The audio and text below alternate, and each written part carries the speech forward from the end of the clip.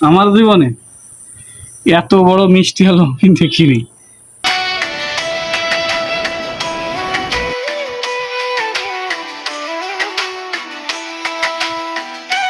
কেমন আছেন সবাই? আশা করি ভালো আছেন। তো আজকে আপনাদের একটা জিনিস দেখাই। মানে আমি আমার জীবনে এত বড় মিষ্টি আলু আমি দেখিনি। মানে এটা কিছুটা নষ্ট হয়ে গেছে, ওঠাতে দেরি হয়ে গেছে। তো এত বড় মিষ্টি আলু আমি দেখিনি কখনো। এই দেখেন আমাদের মানে বাড়িতেই হয়েছে এগুলো, বিশাল বিশাল সাইজ।